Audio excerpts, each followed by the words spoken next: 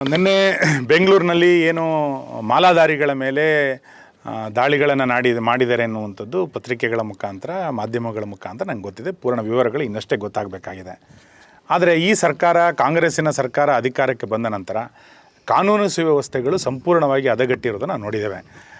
ಹೇಗೆ ಬೇಕಾದರೂ ಹಿಂದೂಗಳ ಮೇಲೆ, ಹಿಂದೂ ಧಾರ್ಮಿಕ ನಂಬಿಕೆಗಳ ಮೇಲೆ ಅವಹೇಳನ ಮಾಡ್ಬೋದು ಅನ್ನುವಂಥದ್ದು ನಿರಂತರವಾಗಿ ನಡೀತಾ ಬಂದಿದೆ. ಅದರ ಮುಂದುವರಿದ ಭಾಗ ಮಾಲಾಧಾರಿಗಳ ಮೇಲೆ ಇವತ್ತು ಹಲ್ಲೆಯನ್ನು ಮಾಡಿರುವಂಥದ್ದು. ಸರ್ಕಾರ ಇನ್ನಾದರೂ ಕೂಡ ತುಷ್ಟೀಕರಣದ ನೀತಿಯಿಂದ ಹೊರಗೆ ಬಂದು ಹಿಂದೂ ಭಾವನೆಗಳನ್ನು ರಕ್ಷಣೆ ಮಾಡಲಿಕ್ಕೆ ಸರ್ಕಾರ ಕ್ರಮವನ್ನು ಕೈಗೊಳ್ಳಬೇಕು. ಸರ್ಕಾರವೇ ಸಂಪೂರ್ಣವಾಗಿ ಸತ್ತೋಗಿದೆ ಅಂತ ಅನ್ನಿಸ್ತಿದೆ. ಬರೀ ಗೃಹ ಇಲಾಖೆ ಮಾತ್ರ ಅಲ್ಲ, ಸರ್ಕಾರವೇ ಸಂಪೂರ್ಣವಾಗಿ ಸತ್ತೋಗಿದೆ ಅಂತ ಅನ್ನಿಸ್ತಾ ಇದೆ.